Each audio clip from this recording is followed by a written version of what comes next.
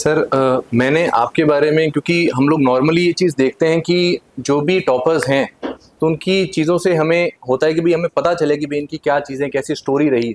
तो थोड़ा मैंने कोशिश करी कि भाई पूछूं मैं कि भाई क्या क्या चीज़ रही है, लेकिन उसमें मुझे कई इंस्पायरिंग चीज़ें निकली, है ना। तो एक बार मैं सर के मुंह से ही आपको बताऊंगा। सर, आप अपनी स्टोरी बताएं कि कब से आपने प्रिपरेशन शुरू करी और कैसे ये सब चीज़ें चली। सर जैसे सिलेक्शन के बाद और सिलेक्शन से पहले जो मॉक इंटरव्यू हो रहा था, उसके बाद जो मैंने अपनी सक्सेस स्टोरी शेयर करी थी प्लेटफॉर्म पे, तो वहाँ पर मेरा ये कहना यह था कि जो बैकबोन होती है ना किसी भी चीज़ की, जो आपको एक लंबी जर्नी के लिए मस्ट नीडेड है, वो मेरे रही है स्पोर्ट्स और मेरी मम्मी और मेरी फैमिली। स्पोर्ट्स क्यों रही है? क्योंकि यूनिवर्सिटी को रिप्रेजेंट करने के लिए आपको पता है कि all India universities exams competitions होते हैं, तो उसके अंदर मैं यूनिवर्सिटी के अंदर बॉक्सिंग करता था। तो वहाँ से जर्नी स्टार्ट हुई। 75, 85 ये 3-4 वेट कैटेगरी के अंदर मेरे मेडल हैं। फिर बस चलता रहा सफ़र, पढ़ने में इंटरेस्ट आया क्योंकि लॉ एक ऐसा सब्जेक्ट है, जैसे मेडिकल होता है, जैसे घर में नहीं होता, कई बार आपको चोट लग जाती है, अगर आपको कोई भी ऐसी चीज़ पता होती है जिससे कि वो ब्लड रुक सकता है या वो स्वेलिंग कम हो सकती है, तो एक ऐसा लगता है ना, हाँ ऐसा कुछ। वैसे लॉ के अंदर एक छोटी से छोटी चीज़, जैसे कि बहुत से लोग नहीं जानते कि अगर एक दिन आपका चालान कट जाता है, जैसे हेलमेट नहीं पहना, तो पूरे दिन आपको एक लाइसेंस मिल गया है। हेलमेट चाहे आप अपने बाजू में लटका के घूमो, चाहे वहीं पे करो, वो कोई भी पुलिस ऑफिसर कोई भी पुलिस ऑफिसर वापस चालान नहीं काट सकता। तो ये होता, मतलब बहुत सारी चीज़ें से पता चली और इंटरेस्ट आया। और हमारे अब जो प्रेजेंटली, अब तो नहीं है, कुछ टाइम पहले तक डीन थे चंद्रबाला मैम JNU के अंदर। उन्होंने एक बहुत इंटरेस्टिंग सवाल पूछा था कि पूरे IPC के अंदर ऐसा कौन सा ऑफेंस है जिसके एग्जीक्यूशन पे तो कोई पनिशमेंट नहीं है, अटेम्प्ट पे है। तो इतना बेसिक आंसर है, लेकिन जिस तरीके का माहौल बन गया था, लग रहा है कुछ हम अलग हट रहे हैं। तो आपको पता ही होगा कौन सा ऐसा ऑफेंस है जिसके एग्जीक्यूशन पे ऑफेंस है लेकिन अटेम्प्ट पे है। तो ऐसे जो होते हैं ना हुक स्टेप, या ऐसे इंटरेस्टिंग फैक्ट, तो बहुत मज़ा आता है। जैसे मेडिकल के अंदर, वैसे लॉ के अंदर। तो वो धीरे धीरे धीरे इंटरेस्ट डेवलप हुआ। सेकंड ईयर तक मैं थोड़ा सीरियस हो गया कि चलो पढ़ते हैं। उस समय भी मुझे नहीं पता था कि बैरक नाम की भी कोई चिड़िया है, जेनुअनली। क्योंकि मेरा तो मेन फोकस स्पोर्ट्स में था, मैं तो सिर्फ रिप्रेजेंट करने के लिए था कि 3 साल मिलेंगे। तो बाबल से पढ़ रहा था फर्स्ट ईयर, तो उसमें भी ठीक ठाक बन गया। सेकंड ईयर में मेरे को मेरे किसी दोस्त ने बताया कि बैरक नाम की एक चिड़िया होती है। तो उसको जब फर्स्ट टाइम देखा, मैंने कहा बस इतना सा लिखना होता है। क्योंकि जब अपन बाबल देखते हैं तो वो 3 अलग अलग डायमेंशंस के अंदर उसके फ्रेमिंग होती है, फिर वो एसेंशियल एलिमेंट्स को तोड़ता है, वो बैरक नहीं करती है ना। तो मैंने बस इतना सा लिखना होता है, ये नहीं करना। फिर बाद में पता चला यही है एक्चुअल में जो है। तो इतना मैं नाइव था कि मुझे सीरियसली कुछ नहीं पता था। तो ऐसे ही फिर 18 का अटैम्प्ट दिया, बस फाइनल ईयर के साथ। वो बस ट्रायल बॉल थी, क्योंकि मेरे मैटरनल पैटर्न के अंदर कोई भी लॉ ग्रेजुएट नहीं है। मैं ही अपनी फैमिली का फर्स्ट लॉ ग्रेजुएट और अब फर्स्ट जज। तो इतना ज़्यादा नहीं पता था। तो वो बस ट्रायल बॉल थी, और स्पोर्ट्स का एक माइंडसेट था कि अगर कोई चीज़ शुरू करिए तो ख़त्म तो करनी है, ऐसे कैसे नहीं मिलेगी। तो वो तो एक एटीट्यूड हमेशा से रहा है। तो 3 नंबर से नहीं हो पाया था सिलेक्शन मेरा। मेरे को इतना यकीन हो गया कि यार इतने बड़े एग्जाम के अंदर जो यहाँ इतनी पावर मिलती है, इतनी जिम्मेदारी मिलती है, सिर्फ 3 नंबर से रह गया, मैं कर सकता हूँ मैं। फिर अटैम्प्ट दिया तो इंटरव्यू कॉल हुआ, इस बार 1.5 से रह गया। इस बार आपने पूरा, कहते हैं ना, सिक्सर मार दिया। भगवान का भी आशीर्वाद था, और ये जो 2 एक्सपीरियंस मिले थे ना, इसने सिखाया। और इसमें जो सबसे इंपॉर्टेंट रोल था एकेडमिक पर्पज से देखा जाए तो RTI का। उस कॉपी से मुझे ज़्यादा पता चला कि मेरी एक्चुअल में गलती क्या है। बाकी कोचिंग वाले सीनियर अपना काम करते हैं, परिवार अपना काम करता है, लेकिन जैसे अगर आप एक अथॉरिटी हैं, किसी एग्ज़ाम के अंदर आप चेक कर रहे हो, कोई 3 मार्क्स का है, कोई 6 मार्क्स का है, उसको आप क्या चाह रहे हो कि उस कॉपी के अंदर, इस बड़े एग्जाम के अंदर वो होना चाहिए। वो तो वो RTI मेरे को बहुत ज़्यादा अच्छा बता पाई। इंस्टीट्यूट वाले एक मॉडल आंसर देते हैं, उसका एग्जीक्यूशन आप करते हो, लेकिन जब एग्जाम के अंदर एग्जीक्यूशन करते हो वो अलग हो जाता है। यहाँ पर टेस्ट सीरीज का एग्जीक्यूशन और एग्जाम का एग्जीक्यूशन में ज़मीन आसमान का फ़र्क है। जैसे एक छोटा सा एग्जाम्पल है, मेरा सिविल का ये पेपर 45 मिनट पहले हो गया था, क्रिमिनल का 18 मिनट पहले। ये एग्जैक्ट मैं इसलिए बता पा रहा हूँ क्योंकि मैंने अपनी प्रिपरेशन, जैसे मैम ने बोला, ये स्टॉप वॉच के साथ करनी चाहिए। तो मैं अपना बिना गाने के मैं नहीं कर पाता, तो मेरा मोबाइल में स्टॉप वॉच भी रहती थी, तो गाने भी चल रहे होते थे। तो गाने इसलिए चल रहे होते थे मेरे मनपसंद के जो होने चाहिए। तो बिना मतलब बिना गानों के मतलब ऐसा ऐसा लगता है कहाँ शमशान घाट में आ गए। तो नहीं हो पाता था। बस फिर आज यहाँ हूँ। इसके अलावा तो ऐसे कुछ इतना वो रहा नहीं है कि संघर्ष या कोई ऐसी चीज़ की लाइटें नहीं थी, छत टपक रही थी, ऐसा कुछ नहीं है। ऐसा कुछ भी नहीं, बहुत सही है सब कुछ। अच्छा सर, अगर एक क्वेश्चन मैं आपसे पूछूं कि 2018 के अंदर जो गजेंद्र थे, अगर वो वापस सामने आए तो आप उनको क्या एडवाइस देना चाहोगे? उस समय वो इन एक्सपीरियंस था आरजेएस के लिए, हम्म। तो अगर आज वो सामने आए तो उसको आप क्या एडवाइस देना चाहोगे 2024 के हिसाब से? सर इसको मैं दो कैटेगरी में डालूंगा, एक एकेडमिक और एक नॉन एकेडमिक। अभी यहाँ पर तो सब एकेडमिक के लिए हैं। जो सीरियसनेस मैंने अपने सेकंड अटैम्प्ट में दिखाई थी ना, वो मुझे फर्स्ट में दिखानी चाहिए थी, और वो मेरे 5-6 साल की सैलरी अच्छी बनती, सीनियोरिटी अच्छी होती, और एक होता ना कि जो परिवार को जो अब खुशी मिली है वो 5 साल पहले दिखा पाता। तो यहाँ पर आप लोग सीरियसली, मे भी हो सकता है कि अभी आपको 1-1.5 लाख का ऐसा लग रहा हो, बट जब आप सेकंड ईयर थर्ड ईयर या अपना फर्स्ट अटैम्प्ट दोगे आपको पैसा मायने नहीं रखेगा, क्योंकि आज भी आप सब लोग साहब हो, वकील साहब।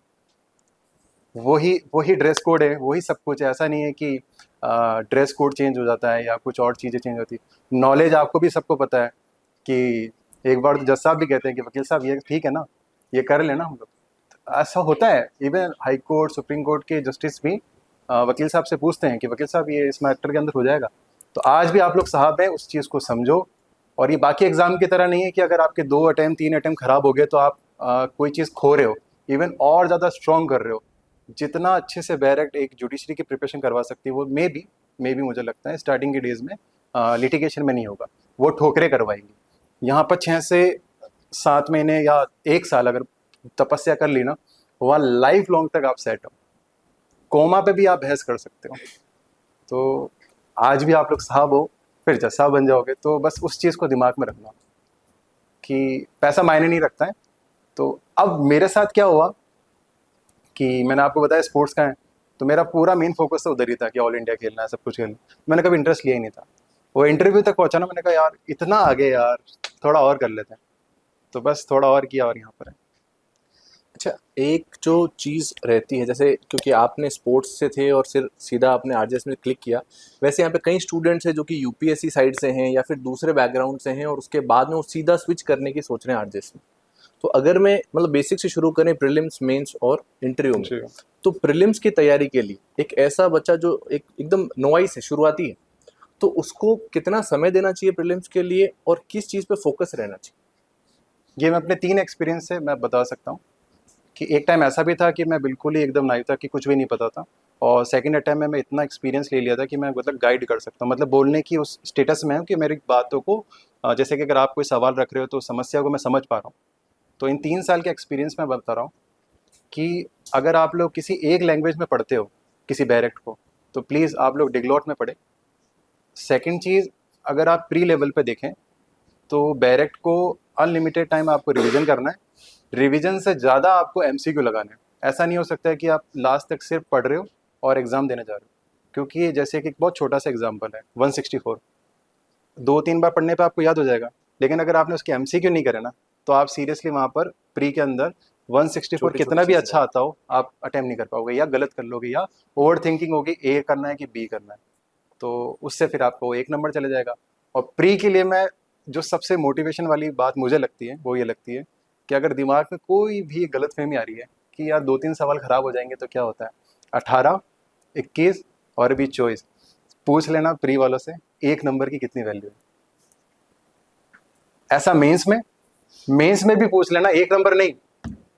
अब यकीन मानोगे कितना, 0.5 से पिछली बार एक हमारे सेलेक्टेड कैंडिडेट आउट हो गए थे, और आज मेरे नॉन के अंदर 4 ऐसे सेलेक्टेड कैंडिडेट हैं जो 0.5 से सेलेक्ट हुए। तो 0.5 की भी वैल्यू है, हो सकता है कि 0.1 की भी हो, क्योंकि यहाँ मार्किंग 0.5 की रहती है, इसलिए मैं 0.5 बता रहा हूँ। कल को अगर 0.1 हुआ तो 0.1 की भी वैल्यू है। तो उस लेवल पे आपको करना है कि एक भी सवाल गलत ना हो या पेपर छूटे ना। प्री के लिए मेरा ये रहेगा कि पूरा पेपर अच्छे से अटेम्प्ट करना और थ्रू आउट लैंग्वेज साथ लेके चलनी है, तो आपका प्री कोई नहीं रोक सकता। लैंग्वेज की प्रिपरेशन कैसे?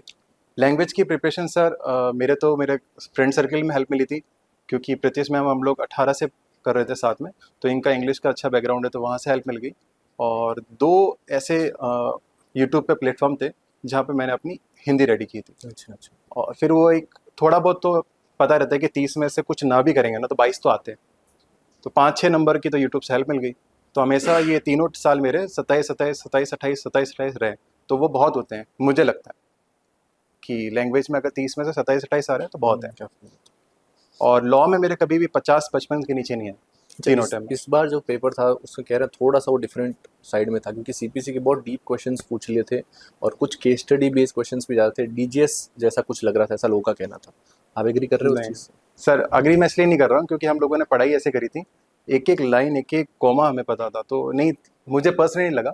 बाकी ये सब पर्सन टू पर्सन वेरी करते हैं कि जिनका फर्स्ट टाइम उनको मे भी लग सकता है, क्योंकि कई बार तो ये भी होता है ना कि वो डायरेक्ट किस अप्रोच से पढ़ रहे हैं।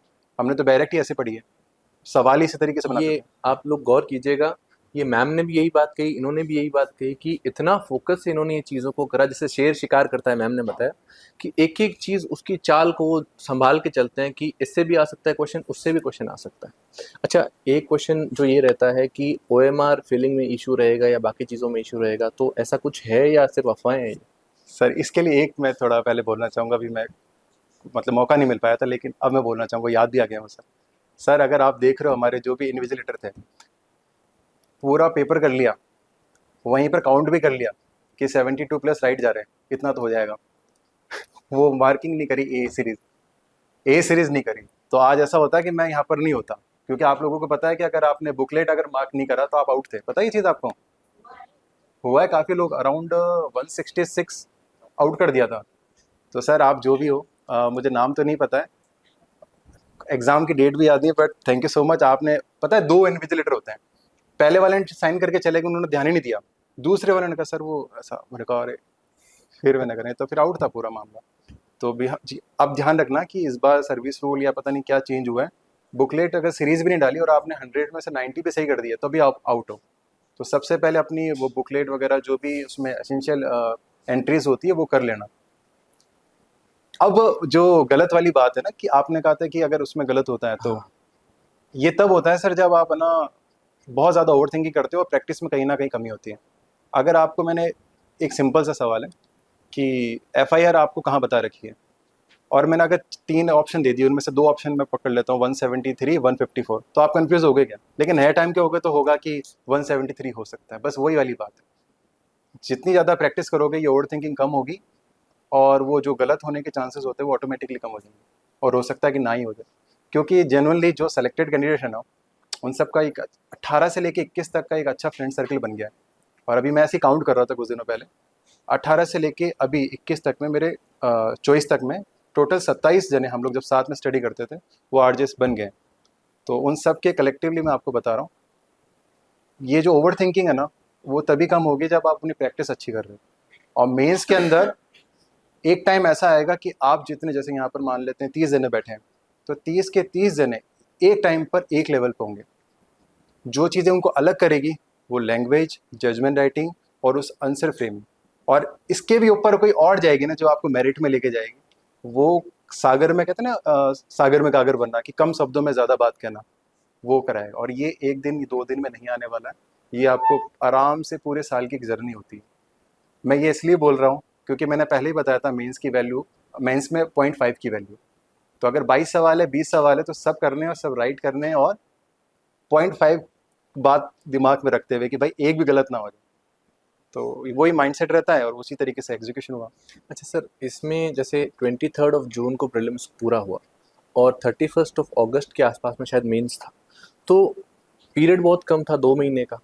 तो कोई ऐसी चीज़ रखी जाती है कि भी 2 महीने में ये कर लेंगे, ये बाद में कर लेंगे, या फिर सब कुछ पहले ही तैयार करके जाया जाता है प्रीलिम से पहले ही, ऐसा कुछ है? सर जो मैंने फील किया मैं बताता हूँ कि यार एग्जाम ले लो यार, 7 दिन में बोर हो रहा है, रेडी है इतने, मैं बोर होने लग गया था सर। अच्छा। क्योंकि हम लोग इतने अच्छे से प्रिपेयर थे, हमारा एक ग्रुप है सर, बहुत अच्छे से प्रिपेयर था, और सबका यही माइंडसेट था कि यार बहुत लंबा टाइम था।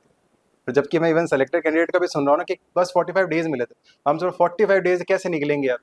जैसे हम लोग प्री का एग्जाम देकर आए थे ना, वहीं से निकलते निकलते कहते हैं कि 7-8 दिन में पेपर हो जाए तो मजा आ जाए, फ्री हो जाए। तो ये माइंडसेट था। अगर कोई ये कहे कि भाई मैं जो जैसे माइनर्स हैं उनको मैं बाद में कर लूँगा, प्रीलिम्स के बाद कर लूँ, तो ये अप्रोच ठीक है? नहीं, ये मैंने इसी प्लेटफॉर्म पे बताया भी है कि माइनर्स को आप इतना हल्के में मत लो। प्री में अराउंड 20 से 25 की मार्किंग वो लेके बैठा है और टाइम लेके बैठा है 1 से 2 महीना। 1 से 2 महीने में आप मास्टर कर सकते हो। इवन आप सीपीसी या सीआरपीसी पढ़ भी नहीं सकते, मास्टर तो बहुत दूर की बात है, लेकिन इनको आप मास्टर कर सकते हो। तो 20-25 नंबर ये आप खुद कैलकुलेट कर सकते हो, और 30 नंबर लैंग्वेज, एक बहुत ही डिसेंट आप प्रिपरेशन कर सकते हो सिर्फ इतने से पोर्शन में। फिर वो मेंस में ऐसा ही, अगर आप मेंस का देखोगे तो मेंस में भी अराउंड नियर अबाउट 80 टू 90 या 95 तक प्री लेके बैठे हैं, सिविल में भी और क्रिमिनल में भी। तो ऐसा कि मैं माइनर बाद में कर लूंगा, ये अपने आप में गलत अप्रोच है। प्रीलिम से फेल होना हो गया एक तरह से। तो फेल होना तो नहीं बोलूंगा, क्योंकि लेकिन सबके उस अपने तरफ अपने चला स्ट्रेंथ जाता है। रहती है। मेरे लिए ये थी कि मैं सबको साथ में लेके चलता था, कि एक पोर्शन था मेरा माइनर का, एक पोर्शन था जजमेंट राइटिंग का। जैसे अगर मैं मेंस की बात करूं, क्योंकि प्री के लिए तो मैंने कभी पढ़ा ही नहीं था, क्योंकि मुझे पता था कि प्री तो मैं निकाल लूंगा। मेंस के लिए जो मेरी अप्रोच थी ना, उनको मैंने 3 सेगमेंट में बांटा हुआ था, लैंग्वेज को, लॉ का और जजमेंट राइटिंग का, और उसी के अंदर वो पूरा दिन चलता। अच्छा सर, इसमें जैसे लॉ की भी, इसकी भी मुझे बात करनी थी। सर के मार्क्स जो थे सेकेंड पेपर में वो 57 थे आई थिंक, है ना? 57 जी जी। मार्क्स थे। तो एवरेज जो मैंने मार्क्स देखे बाकी बच्चों के, वो 45 से 50 जो मतलब पास हुए हैं, उनके 45 से 50 के दरमियान में थे। कुछ एवरेज ऊपर भी हो सकता है, नीचे भी हो सकता है। 57 कैसे सर? सर जो मैं अभी 3 साल के एक्सपीरियंस से इस चीज़ को बता पा रहा हूँ, ये जो मार्क्स है ना, ये सीरियसली सर, सीरियसली जो भी सेलेक्टेड कैंडिडेट है जो नहीं हो पाए किसी वजह से, उनकी कैलिबर को डिसाइड नहीं कर रहे हैं। ये बहुत हद तक लक फैक्टर है सर। कॉपी किसके पास जा रही है, उन्होंने उस कॉपी के आंसर को किस अप्रोच से देखा है, तो मार्किंग तो आप रहने दो सर, क्योंकि ये बहुत मेरे मुंह से बहुत गलत संदेश चले जाएगा कि किसी के 57 आ रहे हैं, किसी के 45 आ रहे हैं, तो उसमें कम है, मुझ में ज़्यादा है, या मुझ में कम है उसमें ज़्यादा, ये गलत जाएगा। मेजरली मार्किंग का इशू रहता है, हाँ, बाकी मैं लोगों इस की चीज़ में लगभग बराबर मतलब रहता है। बहुत ही ब्लंट बोल रहा हूँ कि ये जो नंबर है ना, वो बॉर्नविटा वाली आंटी सही कह के गई है कि ये जो क्या बोलती है वो, किसी को पता है कुछ? किसी को पता है वो बॉर्नविटा वाली आंटी क्या बोल रही थी कि ये जो रिपोर्ट कार्ड है वो मेरे बच्चे का कैलिबर नहीं दिखाएगा, वो ऐसा कुछ था ना, एक दादी अम्मा आती है, वो सही बोल के गई है। लक फैक्टर है सर। मतलब मेजरली ये चीज है कि उस समय तक पहुंचने तक सभी लोग लगभग बराबर स्टेज पर आ जाते हैं, जी सबको बिल्कुल। लगभग चीजें याद होती है। जी और बिल्कुल। जजमेंट राइटिंग अगर मैं पूछूं तो उसमें क्या आपकी हाँ, स्ट्रैटेजी थी? जजमेंट राइटिंग का तो मैं बहुत ब्लंट बोल सकता हूँ कि सेलेक्टेड कैंडिडेट्स को भी सही अप्रोच नहीं पता है कि उस 5 पेपर के अंदर किस तरीके से जजमेंट राइटिंग लिखी जाती है। आप में से किसी ने भी अगर जजमेंट राइटिंग की प्रैक्टिस करी होगी, तो एक आपको टाइम बताया गया होगा क्वेश्चन पढ़ने के बाद, 25 से 30 मिनट का ग्रुप। आपको यकीन होगा या नहीं होगा मुझे नहीं पता, बट कभी मौका मिला तो यहीं पर बताऊंगा। 12 मिनट के अंदर पढ़ के भी जजमेंट राइटिंग लिखी जा सकती है। थोड़ा शॉर्ट में अगर आप बता सको तो। अभी तो सर पॉसिबल नहीं होगा, 5 मिनट। उसकी है ना, ये एक ऐसी चीज़ है, क्योंकि ये तो क्या है, आपको राइटिंग प्रैक्टिस करनी है। बोलने में तो हो सकता है 1 मिनट में बोल दूं मैं, लेकिन जब आप देखोगे ना स्टेप बाय स्टेप कि एक भी एसेंशियल स्टेप मिस नहीं किया है, बट फिर भी हमने 12 मिनट के अंदर कर लिया। तो इस बार यही हुआ कि मैंने पढ़ने के बाद 12 से 15 मिनट वाला पोर्शन के अंदर एक जजमेंट करा, और दूसरे वाले को टाइम लेके आराम से 30 मिनट वाला करा। तब भी मेरा क्रिमिनल 15 मिनट में हुआ था, और वो तो 45 मिनट के अंदर हो गया था। तो जजमेंट राइटिंग की बहुत कमी है एग्जीक्यूशन में। नॉलेज सबको है, फ्री कंटेंट भी अवेलेबल है, टीचर्स भी अवेलेबल है, लेकिन मैंने जो 3 साल के एक्सपीरियंस में फील किया है, कोई भी टीचर उस 15 से 20 मिनट के ग्रुप में, या उस प्रेशर के अंदर, उस पूरे क्वेश्चन पेपर को पढ़ने के बाद आप उसको एग्जीक्यूशन कैसे कर सकते हो, उस पर कोई नहीं बता रहा। सिर्फ और सिर्फ उस पर बता रहे हैं कि एक जजमेंट राइटिंग के अंदर होता क्या क्या है। लेकिन जजमेंट राइटिंग ही इसके अंदर एंट्री का एक माध्यम है। मेरा मानना है कि अगर आपने वो 40 नंबर या 36 से 40, क्योंकि सिविल में कई बार देखते हैं एक 6 नंबर का पोर्शन आ जाता है उसमें, लेकिन क्रिमिनल में तो 10-10 नंबर का आता है, तो 36 टू 40 ये बहुत मायने रखता है। अगर आप देखोगे ना, कैलकुलेट करोगे, 36 टू 40, माइनर आपके 90 नंबर लेके बैठा हुआ है, और लैंग्वेज आपके 100 नंबर लेके बैठा हुआ है। फिर आप देख लो, एक आइडिया तो मिल ही गया होगा आप लोगों को। तो यही अप्रोच मेरी रही है। अच्छा, जो लैंग्वेज के पेपर्स हैं उसके लिए प्रीलिम्स और मेंस की अप्रोच में फ़र्क रहता है? क्योंकि ऐसे राइटिंग एक अलग चीज़ होगी और ग्रामर एक अलग चीज़ होगी। ऐसे राइटिंग में भी मैंने ये चीज़ फील करी है कि रटे रटायर ऐसे ज़्यादा चलते हैं, क्योंकि जब मेंस का एग्ज़ाम होता है वो तो एक ही सेंटर में होता है, तो सब एक ही मटेरियल है, या एक 3-4 मटेरियल है, उसी को पढ़ रहे होते हैं। और ये चीज़ मैंने यूट्यूब पे भी देखी है, और इंस्टीट्यूट में भी जाने का मौका मिला है। वो मॉडल ऐसे दे देते हैं, आप खुद फील करो कि अगर यहाँ पर 15 कॉपी आई है, वो एक टाइप के ही सिमिलर बुकलेट्स आई है, तो आपको कोई इंटरेस्ट नहीं आएगा, क्योंकि एक एग्जामिनर ऐसे के माध्यम से उस कैंडिडेट को जानना चाह रहा है कि भाई तू है कौन, तेरी एक आइडेंटिटी क्या है। जैसे 146 कहते हैं ना, कौन सा 146? एविडेंस, क्रेडिबिलिटी को शेक करना होता है ना कि आप है कौन। तो वैसे ही ऐसे के अंदर वो जानना चाह रहा है कि आप हैं कौन, क्या आप इस पद के लिए एक सुटेबल कैंडिडेट है या नहीं। तो ऐसे कितना अच्छे से आप बना सकते हो किसी भी रैंडम टॉपिक पे, उसको सिखाने की जो कला है ना, अभी मैंने देखा है कि अभी प्लेटफॉर्म पे कम है। रदर देन कि हाँ ये 50 टॉपिक हैं, ये 10 टॉपिक आप इसको पढ़ लो, और वो जो कला है ना वो स्टूडेंट पे छोड़ दी जाती है कि अब आप देख लो। और स्टूडेंट भी बड़े होशियार हैं कि हाँ ठीक है मिल गया, लॉ तो हमें आता है निकाल देंगे, लेकिन जब सिलेक्शन की जब वो जो लिस्ट आती है ना, जब वहाँ पर अपना रोल नंबर नहीं देखते हैं, तब उनको एहसास होता है कि हमने कितना कीमती समय और कितनी कीमती एनर्जी को खो दिया। तो इसलिए मेरा मानना है कि प्री के अंदर स्टार्टिंग से आपको लैंग्वेज की तैयारी करनी चाहिए। अगर आपको उस इंस्टीट्यूट में, लॉ के इंस्टीट्यूट में अगर सही लैंग्वेज के टीचर नहीं मिल रहे, बाहर चले जाओ कहीं पर भी, क्योंकि आप अपना साल खराब नहीं कर सकते। साल क्या, 2-2 3-3 साल के बाद तो एग्जाम हो रहे हैं, तो साल भी नहीं बोलूँगा। मेंस में भी मैंने ये अप्रोच करी कि मुझे अगर किसी जगह पर, लॉ वाली जगह पर अगर कोई कोई टीचर कनेक्ट नहीं कर पाए, तो मैं बाहर चले गया था, यूपीएससी लेवल वालों में चले गया था। तो मेरे पिछली बार 49 आए थे, और एक हिंदी मीडियम के स्टूडेंट का इंग्लिश के अंदर जिस तरीके की कॉपी चेक होती है वहाँ पर अगर आप देखोगे ना 49 तो बहुत डिसेंट था। इस बार के तो फिर वो है ही नहीं। क्यों नहीं है? क्योंकि इस बार तो चाहे वो एनएलयू का हो, चाहे कितना भी ज़्यादा जिसकी छींक भी इंग्लिश में निकलती हो, उसके भी 3-4 नंबर ही आए।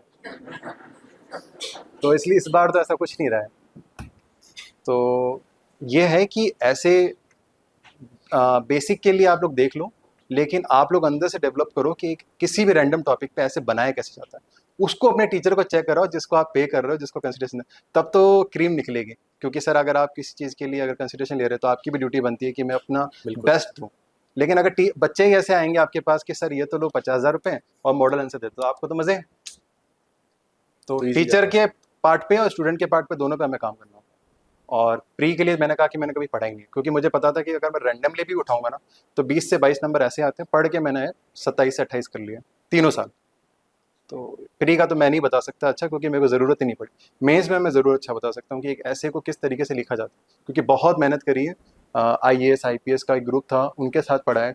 मैंने कहा ना 18 से जर्नी है, तो कुछ दोस्त भी हैं IPS हैं, कुछ IAS हैं, तो उनकी कॉपीज से उनसे चेक करवाया, तो मुझे बहुत ज़्यादा हेल्प मिली थी। अच्छा, जैसे IAS IPS के पेपर्स में नॉर्मली पेपर उनका छूटता है, ऐसे का पेपर ऐसा आता है, तो क्या इस RJS के पेपर में भी पेपर छूटने का या फिर इस तरह की चीज़ों को क्या हमें स्पीड मेंटेन करनी पड़ती है, ऐसी चीज़ है? जी हाँ, 18 का मैं कह रहा हूँ, मेरे जजमेंट राइटिंग तक मैं पहुँच ही नहीं पाया। पढ़ना तो बहुत दूर की बात है, वहाँ तक पहुँच ही नहीं पाया, क्योंकि वहीं पर सारा टाइम निकल गया। मतलब वो मार्क्स तो कट ही गए। वो तो गया, फिर तो वो कितने में से 80 160 में से हो गया। जहाँ आपको 200 में से लाना था वहाँ पर तो 160 हो गया। तो वैसे ही आप रेस में पीछे हो गया। 21 वाले में नहीं जाने दिया, 21 वाले में भी बहुत अच्छे से करा, लेकिन इतना प्रैक्टिस कैसे, क्या प्रैक्टिस सर ऐसा है कि आपको एटलीस्ट जो मैंने करा 5 से 7 जनों का ग्रुप बनाया, क्योंकि ऐसी कोई भी मार्केट में बुक नहीं है जो आपको ऐसे रेडी आंसर दे सकती है कि जाओ और लिख दो। क्योंकि आप यकीन नहीं मानेंगे कि कहीं ऐसे 3 नंबर में, कहीं ऐसे 6 नंबर के अंदर मैंने अपने आंसर लिखे हैं जो 3 लाइन 4 लाइन में लिखे हैं। अगर वो 6 नंबर का है तो 5.5 नंबर, अगर वो 3 नंबर का है तो 2.5 से किसी किसी में 3 फुल मार्क्स मिले सिर्फ 2 लाइन लिखकर। लेकिन ये चीज़ें आपको किसी बुक में नहीं मिलेंगी, और ये चीज़ें डेवलप हुई है कि साथ के जो ग्रुप में जो स्टूडेंट्स हैं। कितने आंसर्स लिखे आपने अंदाजा? आंसर्स तो सर काउंट नहीं है, रजिस्टर भी काउंट नहीं है। अंदाजा 3 साल की मेहनत है, अच्छा, तो ढेर है सर। मतलब अच्छा एक अच्छी पार्टी हो सकती है आप लोगों की अगर वो रद्दी बेच दोगे। अच्छा, अगर एक मैं ये चीज़ पूछूं कि मेंस के बाद में जो इंटरव्यू का फेज़ है, उसमें कुछ सीखने का होता है या सिर्फ पर्सनैलिटी बेस्ड ही है? आपको पहले से कुछ प्रिपरेशन करनी होती है या पर्सनैलिटी बेस्ड ही सब? नहीं, इसमें आप जैसे इंस्टीट्यूट बहुत मदद करते हैं, और अपने आंसर को किस तरीके से, कितने बेहतरीन तरीके से आप डिलीवर, जैसे मुझे किसी टॉपिक पर आंसर आता है, लेकिन आपने मुझसे ज़्यादा दुनिया देखी, क्योंकि जब पैनल मेंबर्स बैठते हैं वो जानना चाहते हैं, मतलब वो बताते हैं आपको कि बेटा ये अगर इस तरीके से प्रेजेंट करोगे तो और ज़्यादा इंप्रेसिव होगा। वो तो ये तो नहीं है कि आप 164 पढ़े हो तो बता दो, लेकिन 164 को भी अगर 2 लाइन में अगर आपको कोई सिखा रहे हैं एक्सपीरियंस से, तो जी हाँ बिल्कुल, बोलने का तरीका, बैठने का तरीका, कपड़े पहनने का तरीका, सब कुछ मायने रखता है वहाँ पर। तो इवन आपको कोई चीज़ नहीं भी आती है तो किस तरीके से सॉरी बोला जाता है, ये भी अपने आप में कला है, कि सामने वाला हर्ट भी ना हो, सामने वाले को ये भी ना लगे कि तुम हमें सीरियसली नहीं ले रहे हो। क्योंकि एक बहुत अच्छी कहावत चलती है, विथ ऑल ड्यू रेस्पेक्ट, कि जो जो ऑनरेबल जस्टिस होते हैं ना, उनका जो कहते हैं ना कि एक ईगो, वो बहुत एक पेपर की तरह होता है, एक हल्का सा कट लगा नहीं तो गया सब कुछ। तो आपका कोई एक कंडक्ट भी अगर उनको बुरा लग गया, वही है वहाँ पर, क्या कह सकते हैं, वही है साक्षात ईश्वर जो आपको वो अंदर पहुँचाने वाले। तो उनसे किस तरीके से बात की जाती है, और वो एक भी नहीं, दो दो ऑनरेबल हाई कोर्ट जस्टिस होते हैं, और एक भी जो तीसरे मेंबर होते हैं वो भी अपने आप में कोई कम नहीं होते, वो भी इक्वलेंट होते हैं। तो आप देखो उस लेवल के बंदे से, जो कि वो दिन रात उस फील्ड के अंदर है, लोगों को टैकल कर रहे हैं, लोगों को जानते हैं, क्योंकि वकील साहब आके उनको अप्रोच करते हैं, फिर आप वहाँ पर आते हो, तो वो आपके सच झूठ को फिल्टर करना बहुत अच्छे से जानते हैं, और आपकी आप एक्चुअल में हो कौन वो भी वो निकाल लेते हैं। तो इसलिए मुझे लगता है कि वहाँ पर जो एक बोलने का सबसे अच्छा तरीका आप जैसे एक्सपीरियंस इंस्टीट्यूट वाले ही बता पाते हैं। फर्स्ट टाइम अगर आप डायरेक्टली जाओगे कि हमने तो बहुत अच्छा मेंस लिख लिया, तो आपको बहुत अच्छे मार्क्स नहीं मिलेंगे जितने मिल सकते हैं। तो डेफिनेटली प्री के अंदर बहुत ज़्यादा से ज़्यादा टेस्ट सीरीज़, मेंस के अंदर ज़्यादा से ज़्यादा टेस्ट सीरीज़, और इंटरव्यू की अगर बात करें तो ये काइंड ऑफ टेस्ट सीरीज़ ही है मॉक इंटरव्यू। तो आप अपना टेस्ट देना चाहिए, मॉक ज़्यादा से ज़्यादा देना चाहिए। मैंने अभी तक 15 के ऊपर इंस्टीट्यूट के अंदर मॉक इंटरव्यू दिए थे, तो एक बहुत अच्छी एक्सपीरियंस मिल गया था 21 और अभी 24 में, क्योंकि मेरा फर्स्ट वाले में तो मेंस कॉल हो नहीं पाया था 3 नंबर, लेकिन इसमें मेरा इंटरव्यू भी होता और इसमें तो हो ही गया सिलेक्शन। अच्छा, एक मैं क्वेश्चन रह गया था हमारा कि मेंस के अंदर अंडरलाइन करना या हाईलाइट करना क्या आप एडवाइस करते हैं? बिल्कुल सर, क्योंकि बिल्कुल। कुछ लोग का कहना है कि भाई हाईलाइट करते हैं तो शायद वो कॉपी को हटा देते हैं या नहीं फिर नहीं, ऐसा कुछ। हाँ एक मैंने भी देखा था कि एक तो ना एक वो आता है सर्कुलर कि आपको किस टाइप का पेन यूज़ करना है। हम्म, तो मैंने देखा था कि कुछ लोगों ने जेल पेन भी यूज़ करा, जबकि जेल पेन मना कर रखा है साफ तौर पे। तो एक तो जेल पेन नहीं होना चाहिए, एक ही पेन होना चाहिए, या तो ब्लैक या ब्लू, वो भी बॉल पेन। अगर एक पेपर के अंदर आप ब्लू में लिख रहे हो और ब्लैक में लाइन कर रहे हो, ये भी उसमें गलत बता रखा है। आप देख रहे हैं इसमें ऑफिशियल नोटिफिकेशन है, मतलब ये मैं अपनी तरफ से नहीं बता रहा हूँ, वो हाईकोर्ट ने ही अपना नोटिफिकेशन दे रखा है। तो मैंने भी वही करा कि अगर मुझे अंडरलाइन करनी है तो उसी पेन से कर रहा हूँ। इवन आप अगर पेन चेंज भी करते हो तो आपको वहाँ पर कुछ सील लगवानी होती है, अगर आप नहीं लगाते हो तो उसका भी एक नेगेटिव रहता है। इवन एक उसमें इंस्टीट्यूट के अंदर कोई रिटायर्ड डीजे साहब है, उन्होंने बताया था कि कॉपी साइड कर देते हैं। तो अगर कॉपी साइड कर देते हो वहाँ पर ही आपने अपना इंप्रेशन डाउन कर लिया। चेक तो करते हैं या नहीं करते वो बात की बात है, मुझे नहीं पता, लेकिन इतना ज़रूरी है कि कॉपी साइड कर देते हैं वो लोग। अच्छा, जैसे ये चीज़ें तो हम लोगों ने पूछ ली। अब एक चीज़ ये है कि जैसे कई टॉपर्स को हम लोग ये चीज़ पूछते हैं कि पेपर पास होने के बाद, इंटरव्यू करने के बाद, ये जो फीलिंग आती है कि भाई जज बन गए, ये वो लिस्ट देख कर के आती है या 10 लोग बताते हैं तब आती है? सर ना, इसमें तो जो ऑनेस्टी है वो ये है कि अब तो इतना नॉर्मल हो गया है कि क्या बताऊँ, मतलब नहीं, शुरू एकदम। में जब नहीं, वही मैं जब बताना चाह रहा हूँ कि अब तो इतना नॉर्मल हो गया। अब जो चीज़ एक्साइट कर रही है ना, जो फैमिली को जो प्यार मिलता है, या जो फैमिली वालों को पूरे समाज में, परिवार में जो एक प्लेस मिल रहा है, बस वही एक्साइट कर रही है।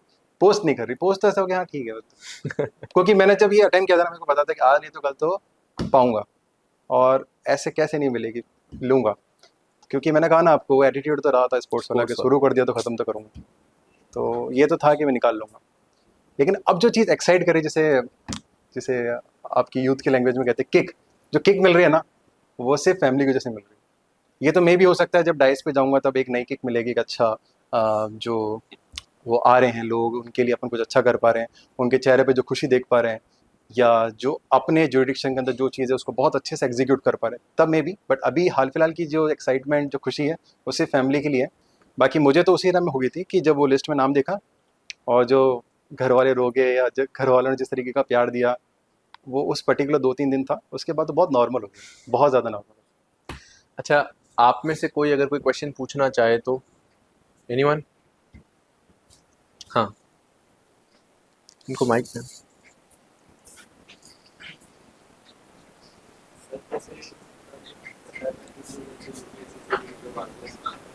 तो इनिशियल में क्या है जो डिफिकल्टीज आती है तो कैसे फेस करना चाहिए, और जो माइंडसेट एक बना हुआ होता है एक पर्टिकुलर एक आरजेएस में आने के बाद कैसे वो चेंज करना चाहिए।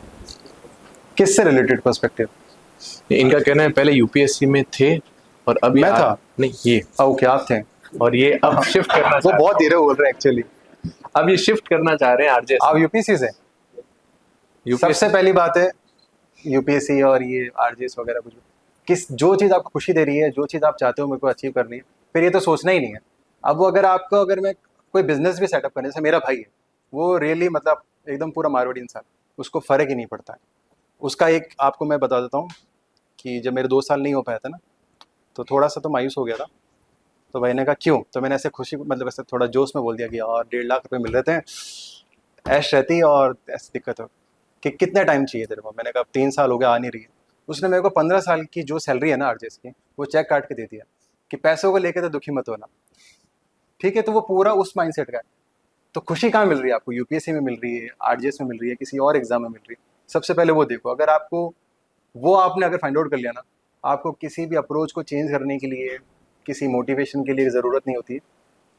अगर आपने सोच लिया मुझे जज बनना है, तो ऑटोमेटिकली जो कहते हैं ना कायनात, जो भगवान, वो सारे रास्ते खुद खोल देगी और ऐसे ऐसे लोगों से मिलवाएगी जो आपको उस मंजिल तक पहुंचने के लिए हेल्प करेंगे, और ऐसी ज़्यादा हेल्प करेंगे जो आप पैसे के बिना भी, जो कहते हैं ना कि पैसे से भी आप नहीं खरीद सकते। मुझे भी कुछ ऐसे लोग मिले, कुछ ऐसे सेलेक्टेड कैंडिडेट मिले जिनको मैंने पैसा थोड़ी ना दिया था, बट उन्होंने जो इतनी वैल्यूबल गाइडेंस दी थी, उसका नतीजा है कि आज मैं यहाँ हूँ। तो सबसे पहले आप अगर चाहते हो जुडिशरी, या सिर्फ और सिर्फ किसी ग्लैमर या किसी और या किसी भी चीज़ से आप अट्रैक्ट होकर यहाँ आ रहे हो, उसको डिस्टिंग्विश करना पड़ेगा। तो मेरा तो ये कहना। बाकी बहुत ज़्यादा किताबी, बहुत ज़्यादा जो यूट्यूब पे जो चलते हैं ना, वो आंसर मेरे नहीं होंगे। अगर आप ये एक्सपेक्ट कर रहे हो ना, वो आंसर मेरे नहीं होंगे, ठीक है। मेरे बहुत ब्लंड होते हैं, जो मेरे एक्चुअल के अंदर होते हैं। अच्छा सर, मेरे को एक मौका मिला है जी कि मेरी लाइफ में जो खाकी, उनके कुछ बहुत इंपॉर्टेंस रही है। एक आईपीएस मैम है जो अभी एसपी हैं मुरादाबाद में, Pooja Yadav ma'am, thank you so much ma'am. Sports में मेरे सीनियर भी हैं और अभी वर्तमान में सब इंस्पेक्टर हैं, भंवर भाई साहब, इनको भी दिल से बहुत बहुत थैंक यू। और विश्वजीत भाई जो अभी एशियन मेडलिस्ट भी हैं, अभी जयपुर के अंदर सब इंस्पेक्टर हैं, बहुत जल्दी उनका सिलेक्शन उसमें प्रमोशन होने वाला है सीआई के अंदर, लवी ब्रो। तो ये मेरे 3 ऐसे बहुत खास लोग हैं जिनके लिए मतलब एक होता ना कि एक मंच पे इनका नाम लिया जाए तो थोड़ा दिल को सुकून मिलता है, खुद को भी अच्छा लगता खुद को भी अच्छा लगता है, और ये डिजर्व भी करते हैं। तो ये मंच मिला और इन पे मैंने नाम लिया। आपको भी भैया लव यू। तो ये है सब कुछ। है। एनीवन एल्स, किसी और कोई क्वेश्चन है? हाँ,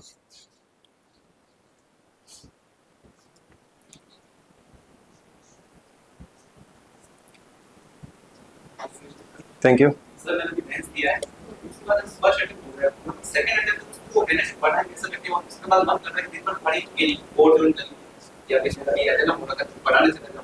तो बहुत सारे ऐसे और थिंकिंग होती है, तो मतलब पढ़ाई करता रहूं या उसके लिए आप थोड़ा गाइडेंस करें कैसे क्या करना चाहिए। सर आपने मेंस दिया ना, तो सबसे पहले तो सर अब आरटीआई लगा के अपनी कॉपी निकलाओ। उस कॉपी से आइडेंटिफाई करो कि मैं कहाँ पर रहा। जैसे मान लो एक एग्जांपल उठा लेते हैं कि आप बहुत ही कम मार्जिन से रहे हो, तो ये देखो कि कम मार्जिन रहा कहाँ है, लॉ वाले पोर्शन में रहा है। और लॉ के अंदर भी आप देखोगे तो 5 कैटेगरी होती है, 3 में अभी रैंडमली बोल देता, बाकी आप खुद समझ जाओगे। डिफरेंस वाले क्वेश्चंस, प्रॉब्लम बेस्ड वाले question, direct question, case law वाले। तो आप देखो कि आपका कौन सी ज़्यादा वीकनेस है, कौन सी स्ट्रेंथ है, उसको आप निकालो, आइडेंटिफाई करो। फिर आप देखो जजमेंट राइटिंग, जो हमारा 20 नंबर का पोर्शन है क्रिमिनल में, उधर 16 से 20 नंबर का है, उसके अंदर तो देखो आपको वहाँ पर 10 में से कितने नंबर मिले, 6 में से कितने नंबर मिले। फिर आपकी एक बनेगी स्ट्रेटेजी, फिर आपका एक बनेगा रोड मैप, रोड प्लान, उसको आपको एग्जीक्यूट करना। आपको 0 से तो स्टार्ट करना नहीं है। अब दूसरी बात रही कि कोर्ट ज्वाइन करने या ना करने की, इसमें तो मैं ये बोलूँगा कि देखो ये बाकी दूसरे एग्जाम की तरह नहीं है कि आपने अटैम्प्ट दिया और आप 0 पे आ गए, या वापस आपको सांप सीढ़ी वाला 99 पे सांप खा गया, नीचे आ गए, कुछ खो दिया। आप बहुत ज़्यादा स्ट्रेंथ गेन करते हो कॉन्सेप्ट में। तो डेफिनेटली आपको लिटिगेशन करना चाहिए। बस हाँ ये देख लो कि अगर 3 महीने 4 महीने बचते एग्जाम के लिए, तब थोड़ा सा पीछे आ जाओ। प्योरली आप अपने जुडिशरी पे फोकस करो। मैंने खुद ने लिटिगेशन करी है, एक कॉन्फिडेंस आया है, जस्टिस को फेस करता था, तो मैं तो करके बैठा हूँ, इसलिए मैं बोलूँगा कि आपको डेफिनेटली करनी चाहिए। लेकिन आरटीआई की कॉपी जरूर निकालना। उसके अलावा आपको कोई भी आपके फ्यूचर के लिए जो रोड मैप होता है ना, वो नहीं बता सकता। केवल और केवल सर आरटीआई की कॉपी ही आपको बता सकती, क्योंकि आपने जो अपने आंसर लिखे होंगे, मॉडल आंसर, और वहां पर जाके जो आपने एग्जीक्यूशन किया होगा, उसमें जमीन आसमान का फर्क है। ठीक है। एनीवन एल्स, और कोई क्वेश्चन है किसी का? चलो ठीक है। So thank you very much Thank sir, you, sir. आपका कंट्रीब्यूशन काफ़ी ज़्यादा, काफ़ी अच्छा